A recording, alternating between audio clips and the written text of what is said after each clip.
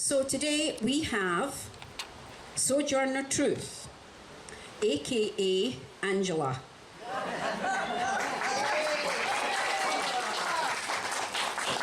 And I am so excited about this because we have this wonderful statue over there, and I see all the ambassadors that are here today, and I think they've got the same feeling as I have, that with the beautiful statue we should know as much as possible of Sojourner Truth so that we can pass that on to all our visitors. So this is the next best thing to having Sojourner here, so this is amazing. So, and my phone keeps shutting off, of course. Let me tell you a little bit about Grace Angela, also known as Angela, has performed on stage with the Centre of Performing Arts in Rhinebeck, Half Moon Theatre, the HOWL. She's done many audio tours for Berkshire Botanical Garden, historic Huguenot Street, the Dutch Heritage World Tours, and in Schenectady, Paris, and Aruba. She is especially known for her portrayals of Sojourner Truth, and is the inaugural producer, director and writer of the historic graveyard tours at St James's Episcopal Church in Hyde Park. She's a popular MC and is a proud member of SAG-AFTRA. We also have Bill Jeffway here today, and Bill is the executive director of the Dutchess County Historical Society. He serves on the research committee of the Poughkeepsie-based celebrations of the Vassar College President's Inclusive History Initiative. He publishes through DCHS, through a regular newspaper, and through the independent group he founded, History Speaks. Bill has a degree in American Studies and English from Wesleyan University. So it's exciting to have such two wonderful local people come here and share the history of this wonderful area with us today. So sit back and enjoy.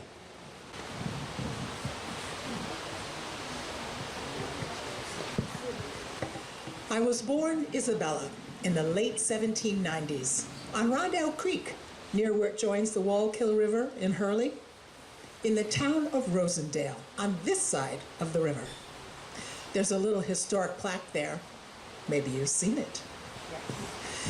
My parents were James and Elizabeth, and our owner was Johannes Hardenberg, who died soon after I was born. My mother was my father's third wife. The other two were sold away from him. The Hardenbergs were Dutch settlers, and others of my owners were also Dutch. So, Dutch was my first language growing up. Onze Vader, die in de hemelen zijt. Our Father, who art in heaven. I learned that prayer in Dutch from my mother. I kept a very strong Dutch accent throughout my life, but I'm speaking the way you do now, so you will understand me. I was the youngest of 10 or 12 children. It's hard to know the number. They were all sold away, and it was too painful to think of. The possibility of being taken from my parents and the brother I knew the longest, Peter, hung over me like an oncoming storm. And one day, that storm broke, tearing me from my family, my home. I was about 9 years old and was sold for $100 to an English-speaking family, the Neelys. Oh, it was hard, very hard. Not only the work, for I was their only slave, but the cold. I never had proper clothing. And the beatings? I spoke no English, and the Neelys spoke no Dutch. So I was forever misunderstanding what they wanted of me, and beaten mercilessly, as if I were disobeying. I prayed that my dear father would come and rescue me. God heard my prayers, and within a year or so, I was sold away from the Neelys and on to the Schrijver family of Kingston. That's a name I know you recognize in English, Schrijver or Scriver. The Schrijvers were an important family. The branch that I lived with owned an inn and sold fish. My work as a slave was varied. I carried fish, I farmed, I gathered herbs, I made beer, I shopped, whatever needed to be done. When I was maybe about 12 or 13, I was sold once again. This time to John Dumont, who went to the same Dutch Reformed church as the Scrivers. Mr. Dumont paid about $175 for me. I lived with the Dumont family for about 16 years, during which time I married and I had 5 children. I lived longer with the Dumonts than I had with my own parents and brother Peter. I did farm work for the Dumonts, and Mr. Dumont used to boast that I could do as much work as half a dozen white people, and do it well, too. I didn't know it then, but that planted a little seed in my head that blossomed later when I made speeches about women's rights. I married Thomas, another slave owned by the Dumonts. Thomas was older than I and had been married twice before. Those wives were sold away from him, much like my father's first wives had been. Anyway, Thomas and I married in about 1815. It was legal in New York State for slaves to be married, and our 5 children were born over the next 9 or 10 years. My last baby was Sophia, and during the first year of her life, 1826, 1827, I was being reborn myself. Ulster County was a wool-producing region, but as one of my biographers put it, this reputation rested more on the mediocrity of its wheat than on the splendor of its wool. Nonetheless, I had the task of spinning 100 pounds of wool into yarn. With all my other chores in the house and on the farm, that would take about 4 to 6 months. Slavery ended in New York State on the 4th of July in 1827. Sort of. You see, if you had been born before 1799, you were free. If you were born after 1799, then you became an indentured servant until you were 28 years old if you were male, and until you were 25 years old if you were female. That meant all my children were indentured servants, even though my husband Thomas and I were free. And if you ask me, indentured servitude, no better than slavery. There were a few rights legally, but many servants didn't know what they were, and many owners did not follow them anyway. In the South, the slave population was less than 1/10 of the population in the year 1860 and grew to 1/3 by the year 1790, around the time I was born. That year, 42% of all slaves in the U.S. were living in Virginia, just Virginia. And by the year 1860, the total population of slaves in the U.S. grew to almost 4 million poor souls. But I was done with slavery. I was done with serving anyone but God and my family. In 1826, the year before New York State said I was free, I heard the voice of God telling me to go out on my own as a free woman. Just before dawn, on a fall day, I took baby Sophia and left my husband and my other children at the Dumonts, and I walked about 5 miles away to the home of Levi Rowe. I told him what God had told me, and he urged me to go to the home of Isaac and Maria van Wagenen of Wagondale. I had known them for years, and I'm sure you know the name if you're local, though it was often changed to Van Wagner. The Van Wagenens were another prominent family in these parts, and also members of the Klein Ossopis Dutch Reformed Church. but they opposed slavery.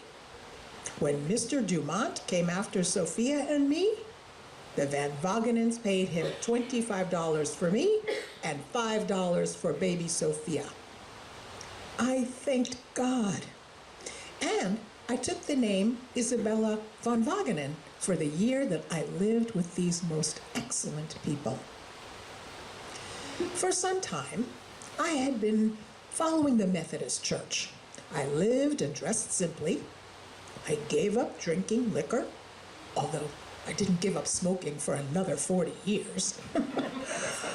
Soon after I moved in with the von Wagenens, I helped found Kingston Methodist Church. It's still there.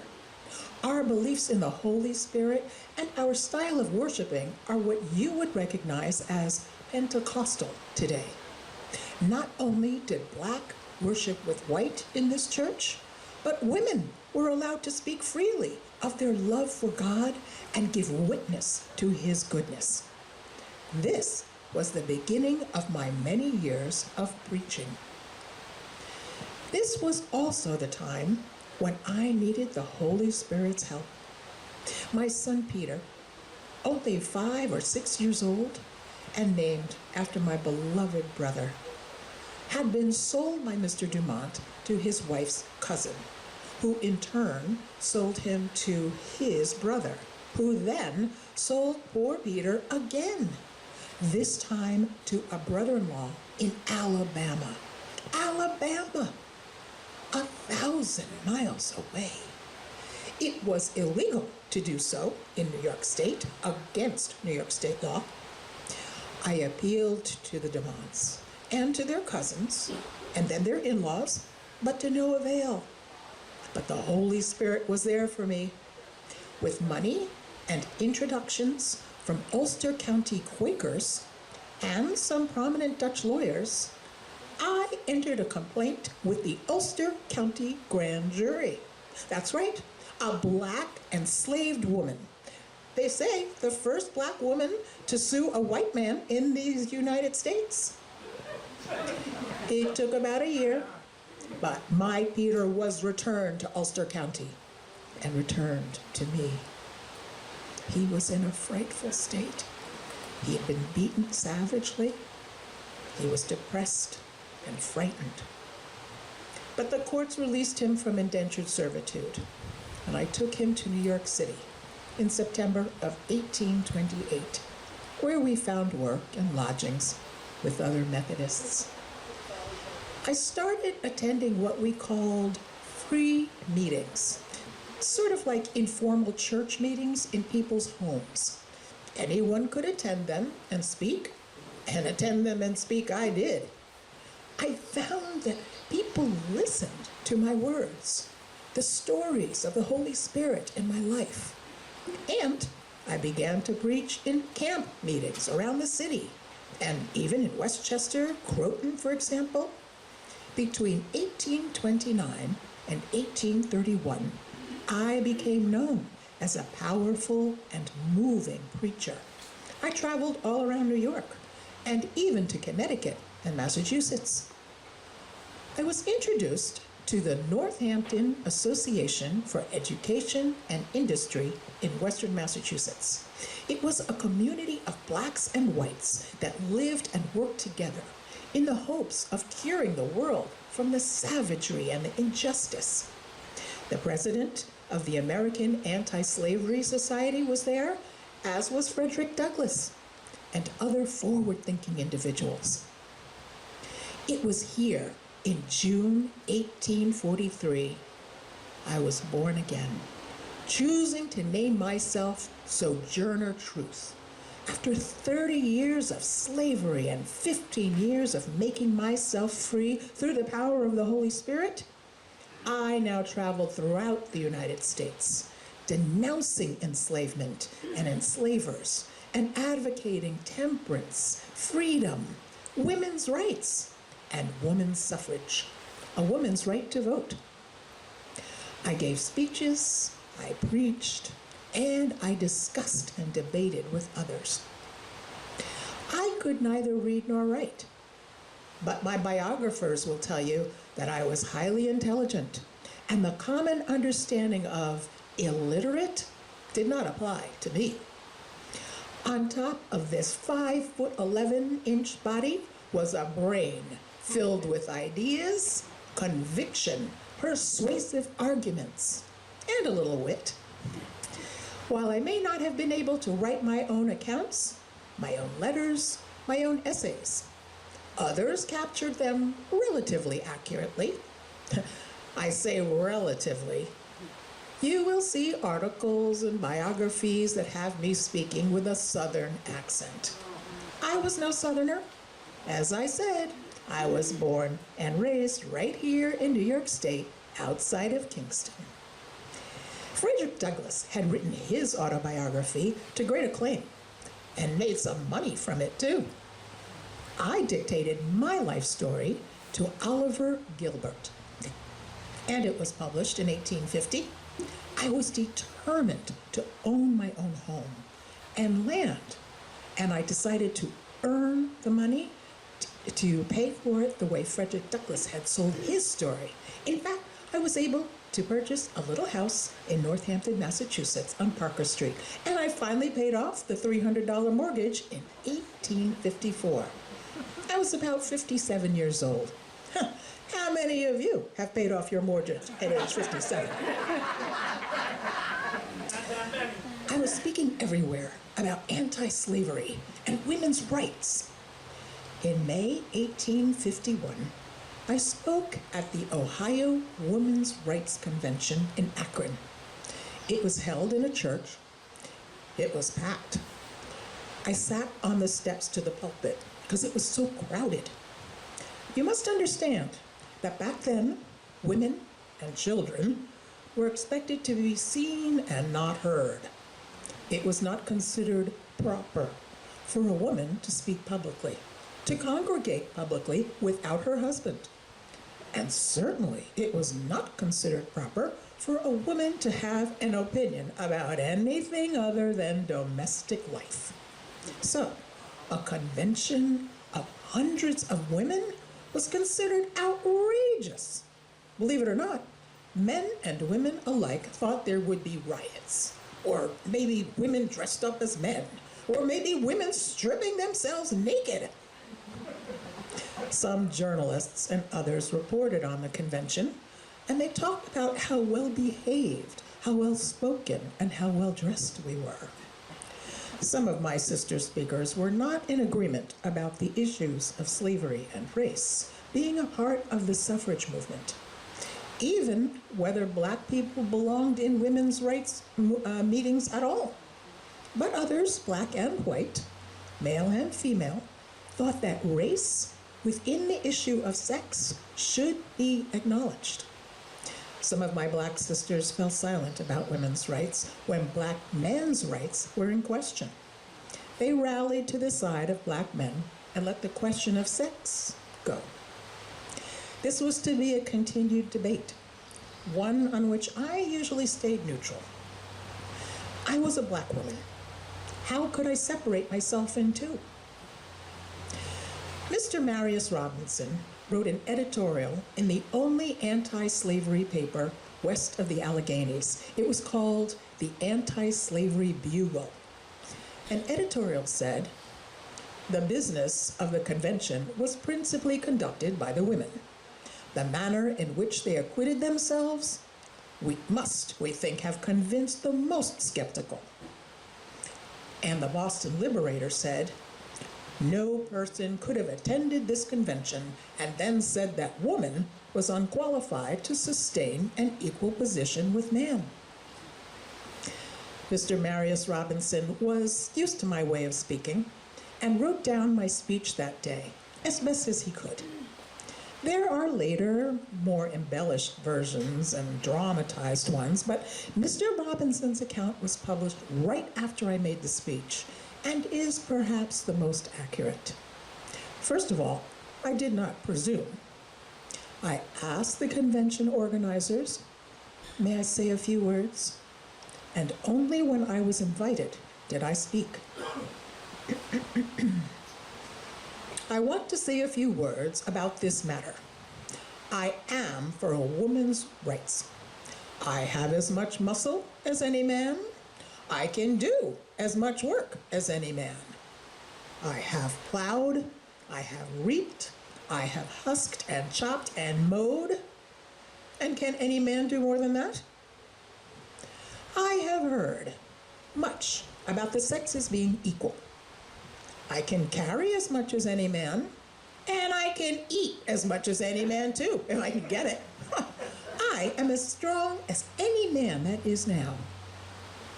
As for intellect, all I can say is, if a woman have a pint and a man have a quart, why can't she have her little pint full? You need not be afraid to give us our rights, for fear we will take too much. We can't take more than our pint full. I can't read, but I can hear. I have heard the Bible, and I have learned that Eve caused man to sin. Well, if woman upset the world, give us a chance to set it right side up again. How came Jesus into this world? Through God, who created him, and a woman who bore him. Man, where is your part? What do you think of that? I knew a little something about women's rights, and I wanted to throw in my little bit to keep the scales a-moving. There are different versions of my speech. You may have heard that I used the phrase, "Ain't I a woman?" several times to make my point. But the person who wrote that did so 12 years after the fact, and also wrote that I spoke with a Southern dialect. I told you, New Yorker. Dutch was my first language. Still, I got my point across at that convention. And I sold a lot of my books too, so I could pay off the man who printed it and eventually my mortgage. Speaking of different accounts of my activities, early in the 1860s, friends raised enough money to pay for me to travel to Washington, D.C. to see President Lincoln. There are many accounts of my encounter with the president, most of them embellished and far from the truth. But I will say this, Mr. Lincoln was true to himself, and I was true to myself. I had a little autograph book, which he signed, saying, "For Auntie Sojourner Truth." Not Miss Sojourner Truth, not Mrs. Truth, but Auntie, same as he called his washerwoman. Equality for women? Equality for the black man and woman? I'll leave you to draw your own conclusions. Aunt Jemima and Uncle Ben are still on labels in this country. I was not from Washington, D.C., but I had traveled to many states and cities, so I knew how to handle myself. Not like the refugees in Washington at that time. You may not know that I spent much time working with refugees. American refugees. Yes, American refugees. Slaves who had escaped to freedom in states where slavery was illegal. Freed men and women who also made their way to states where slavery was illegal. Refugees, you ask? You think of refugees as people who are fleeing a country because of danger or persecution, perhaps natural disasters or environmental reasons.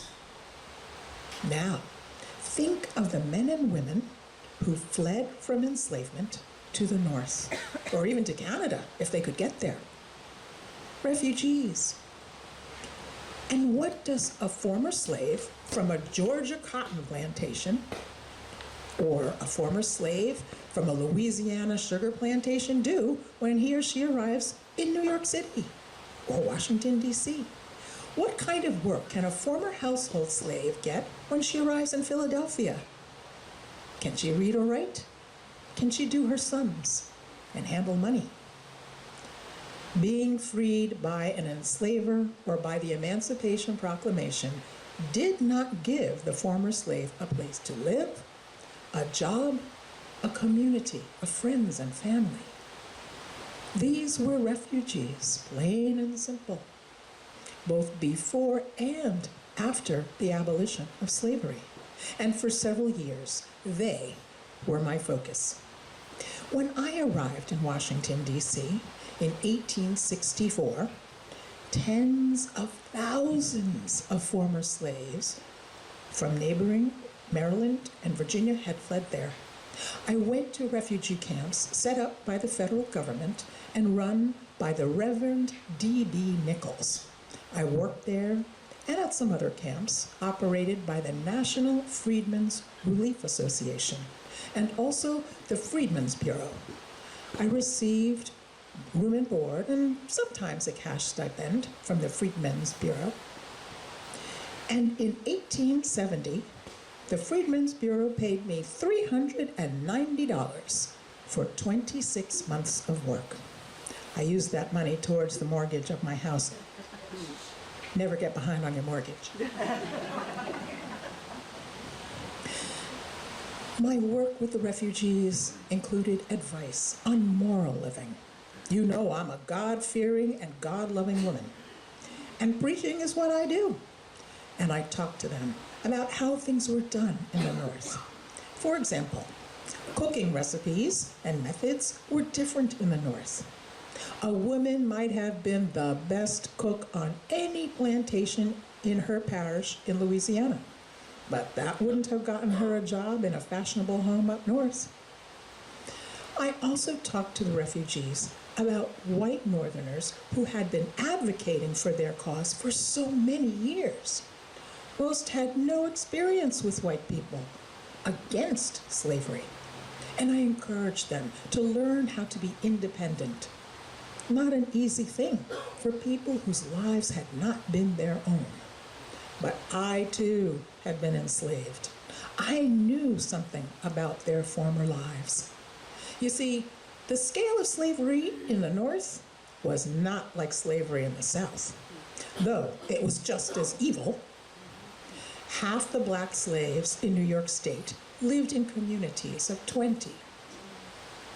Many plantations and farms in the South were very, very large compared to farms up north. And in New York State, where I was born, large numbers of black people mostly were in New York City. In the rural New York, however, where I grew up in the early 19th century, a Dutch family might only have 1 or 2 slaves. In our county of Ulster, the population was about 30,000 people all told, and about 10% of them were black people, but scattered widely across the countryside. I've heard the story of Rosa Parks in 1955, that courageous woman who refused to move out of her seat in the segregated black section, by the way, so a white man could sit in that row of bus seats. But did you know that she was repeating history? Courageous history. There were others who had stood up or sat down for their rights, like Claudette Colvin. When Miss Colvin was 15 years old, she refused to move to the back of the bus and give up her seat to a white person. And this was 9 months before Rosa Parks did the very same thing. The bus driver ordered her to get up, and she refused, saying she'd paid her fare and it was her constitutional right. 2 police officers put her in handcuffs and arrested her. As she tells it, all I remember was that I was not going to walk off the bus voluntarily. And here's a piece of irony. It was Negro History Month at school, and at her segregated school, they had been studying black leaders like Harriet Tubman and, well, me, Sojourner Truth. Young Claudette Colvin went to jail, a 15-year-old girl. Well, that's nothing new for black folks, is it? But she stood up for her rights and even wrote a book about it. Claudette Colvin, Twice Toward Justice. Little did Claudette or Rosa Parks or any of the other courageous people fighting for their rights know that they were repeating my good history and the good history of other good people. Horse-drawn streetcars in Washington, D.C. back then had been desegregated by federal law in 1865. But the drivers would rarely stop for black people.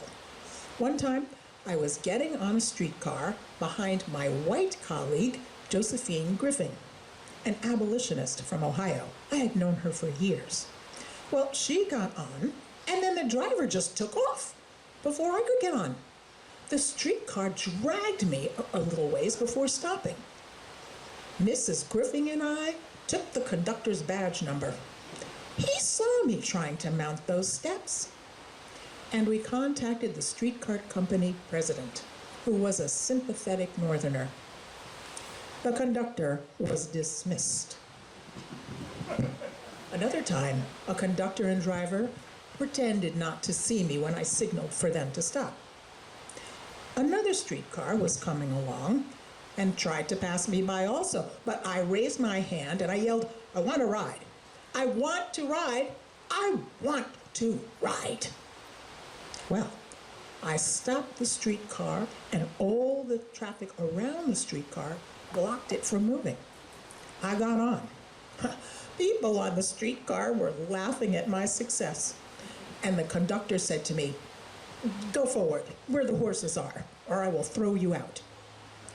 I told him I was from the Empire State, and I knew my laws as well as he did. I stayed right where I was. I wasn't going to go sit there right behind the horses because you can imagine what sitting there is like. North or South, slavery was a lifetime of constant trauma, so I knew a little something about the lives of these DC refugees. But I had had the advantage of knowing Quakers and other anti-slavery folks and had personal experience with their advocacy and their support. Most of the refugees I worked with in Washington had no idea that there were white people who would help a black man or woman. So I told them the story of my sweet son Peter. You can imagine what a life story like that could mean to a refugee who had escaped from slavery or who had been freed and ended up in Washington, D.C. in a camp run by white folks, saying they were there to help. Someone like me who had been enslaved and now was independent and self-supporting, it made a difference. In fact, the Freedmen's Intelligence and Employment Agency put over 5,000 of these folks in jobs within the first couple of years I was working with them. I placed about 100 people in jobs myself. There were far more that needed jobs, and the conditions of the camps were rough. Some camps worse than rough. But it was better than slavery, that's for sure. I hear now about the refugees and immigrants that come to the United States from other places and how you have established programs to help them get settled, help orient them in a new land, a new culture, a new way of life. Advocacy, education, integrity, inclusion, and intersectionality, I think you call it. I hear about your efforts to get equal pay for the working woman. That's a familiar tune. And good history being repeated. When I was helping to get the vote for women, the vote was just one thread in what I saw as a tapestry of equity and fairness. And although they were eventually to separate and become different tapestries, there were many common threads between the rights we sought for women and the ones we sought for black people. Women's rights to their wages, their inheritance, the custody of their children, for example, which were not guaranteed back then. Well, what black man or black woman did not want rights to their wages, to their inheritance, and the custody of their children? Women and black people wanted admission to colleges and universities that had been reserved for white men. We wanted to serve on juries. We wanted to hold office. We wanted to vote. 3 court cases had been fought on my behalf because I didn't have the right to fight them myself. And I said, in the courts, women have no right, no voice. Nobody speaks for them. My point was that things are connected. The vote, property ownership, education, wages, and family. Intersectionality, as you call it. I was a poor working black woman. I knew about that life. Again and again, I talked about equal pay, and not just for the white woman or black man. I said, I have done a great deal of work, as much as a man, but did not get so much pay. I used to work in the fields, grain, keeping up with a cradler. Men doing no more got twice as much pay as I. So with the German women. They work in the field and do as much work, but do not get the pay. We do as much, we eat as much, we want as much. Money gives a woman independence, you see. I told them, when we get our rates, we shall not have to come to you for money. For then, we shall have money enough in our own pockets. Maybe you will ask us for money. Money gives a woman independence. Truly, I saw it all as being part of the theme of women's suffrage. As Nell Irvin Painter, one of my biographers, put it, I was equating women's voting with the recasting of the entire political economy.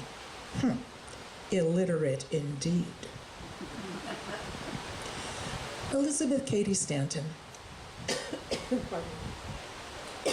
invited me to speak to an Equal Rights Society meeting in New York City in May 1867, and I stayed in her home. Not as if any hotels were going to take me in. We were not entirely in agreement, but I chose to differ from, rather than oppose, Stanton. She backed property and education as a stipulation for voting, but I did not. I said, I don't read such small stuff as letters. I read men and nations. What a narrow idea a reading qualification is for a voter. I know and do what is right and better than many big men who read. Stanton had spoken approvingly of white Southern women who were not anti-slavery. So when I took the podium that day, after the cheers that greeted me settled down, I said, I come from another field, the country of the slave. While the white women thought emancipation was done, settled in the North through the 1804 abolition of slavery, I talked about how fragile it was and how slavery had only partially been destroyed. I was back and forth from the North to the South, back and forth all the time, working with the freedmen and women, cast out of the hell of enslavement and into the hell of refugee life. Abolition was not a done deal and not all-encompassing. Stanton and Susan B. Anthony, too, began to narrow the group of women whose vote they had been fighting for. Some of my white women colleagues thought, well, if black men are advancing, why not women? I supported women's suffrage right along with black male suffrage. But not all white women agreed and felt some jealousy. And some of my alliances and relationships began to fray. Just 2 years later, at the Equal Rights Association meeting in Washington, D.C., Stanton's keynote speech called us the dregs of China, Ireland, England, and Africa. I was not at this meeting, but other black colleagues were, including Frederick Douglass and Frances Ellen Watkins Harper.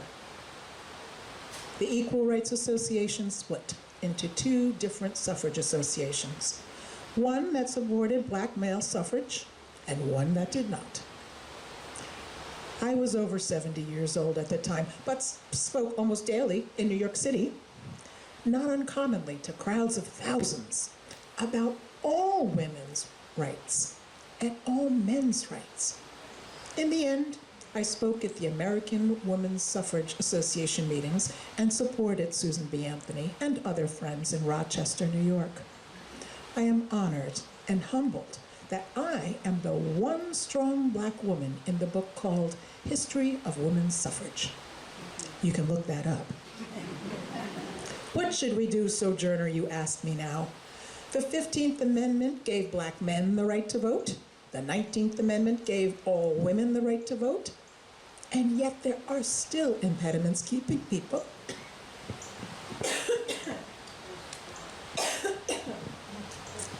voter suppression and other things.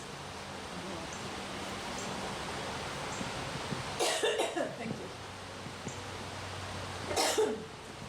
So many things that we worked for back then that you are still working for now. We are all worthy of equity, and I urge you to continue. I can only use the examples of what my colleagues and I did. Speak, preach, debate, and persuade.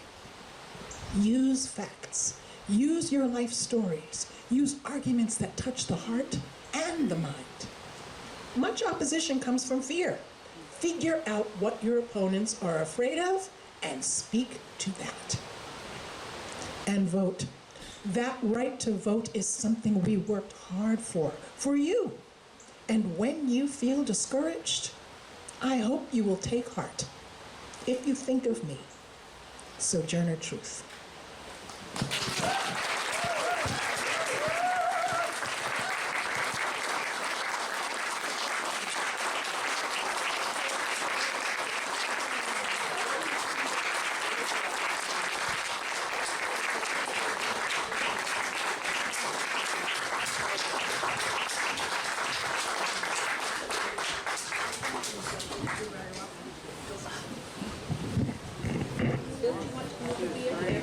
Thank you, Angela. I think we've all learned a lot about Sojourner. Kind of feels like we know her now, doesn't it? Every time we walk past the statue, I think, I'm going to think of you. Thank you so much. I did, when the Kingston Courthouse had its bicentennial, classrooms of children were coming through and I was doing, one little girl went home and said, "Mom, I met Sojourner Truth today."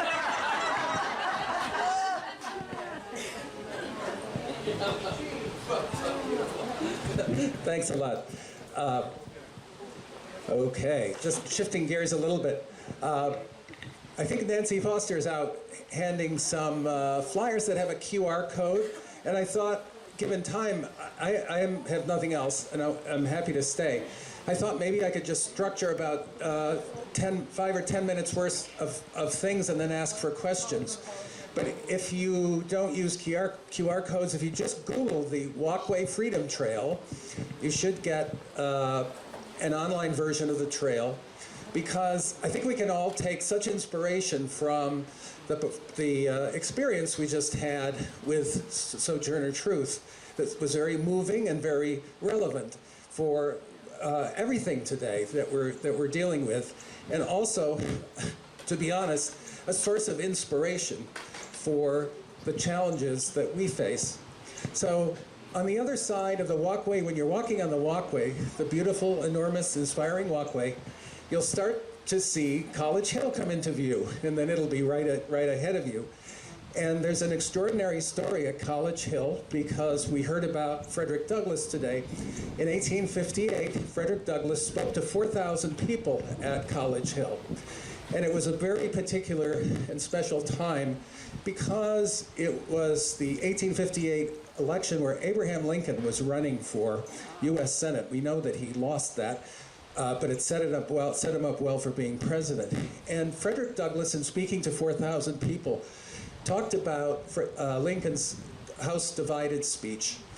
And that was a very radical notion at the time, to say that the United States would have to become all slave or all free, because the pro-slavery people were saying, hey, we're reasonable people, live and let live.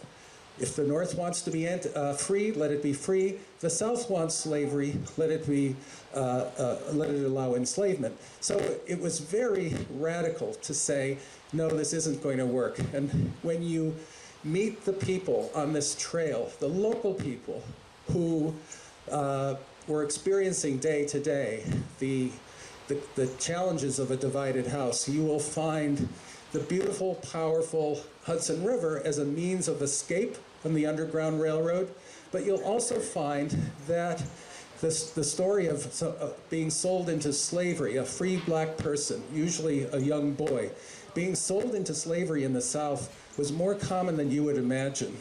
And on this trail, you'll meet two people, two young boys, two young Poughkeepsie boys, who were lured onto boats and in one instance invited to help bring horses to Virginia, who were sold into slavery. And one of the young boys managed to keep hope alive for a decade until he could escape and come back and tell his story. So when we go through this trail, there are a couple of stops right on the bridge to consider what happened right below us on that bridge. There's the story. We very rarely have a first-person narrative of an enslaved person, often because they were illiterate, they were not allowed to be educated. But we have an instance where a woman spoke in 1858 from Canada. She was enslaved in southern Dutchess County. Her name was Sophia Pooley, and she was kidnapped as a young girl and sold into slavery in Canada. This is where things start to get a little more nuanced, because we, think Canada's about freedom. You begin to understand that there are richer stories here, and that it's always a step or two forward and a step back. And I will, if you want, I can talk through more examples of people if we want, or take questions. I just want to get a sense of the level of interest in time and questions.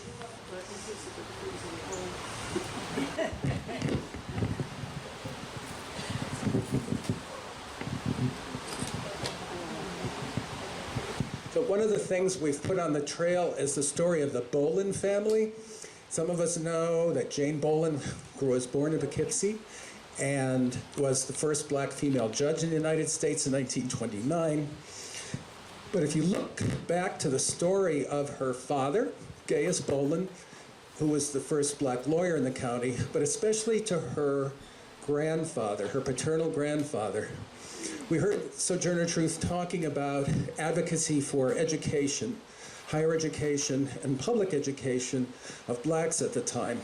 And Jane Boland's paternal grandfather, Abram Boland, was very involved in advocating for black education, higher education. He actually wanted to form a black college locally in Poughkeepsie, which did not happen. But in a sense, his ambition for black education was realized through his children, with Gaius becoming the first black graduate of Williams College and Jane the first black female graduate of Yale Law School. So that was a family who worked. We aren't sure, but we believe Abram Boland was enslaved. He was living in Dover at the time, a real Quaker stronghold. And it's very likely that he fled enslavement somewhere, and then after the Revolutionary War came to live on North Hamilton Street in a house that still stands, and raised this wonderful family with a wife who was both black and indigenous. Raised a family of many children with a focus on education. So another thing I like about the trail is that it brings some of the more theoretical aspects of history, like the movement to bring education to be inclusive. It actually it puts names and faces and gives us the stories across generations. So that's another one of my perhaps more interesting story. What else? Further tailors there. Okay. So Nancy, I should clarify. Nancy Foster and I are very involved with celebrating the African spirit which is we have some board members here. A lot of the things that I talk about, we work through as a research committee on celebrating the African spirit. It's a team where we throw ideas around, kick tires, challenge people, challenge each other about what the history is really telling us, and I really enjoy that. And Nancy's an important partner on celebrating the African spirit, and we're about to have our 3rd annual Frederick Douglass Day.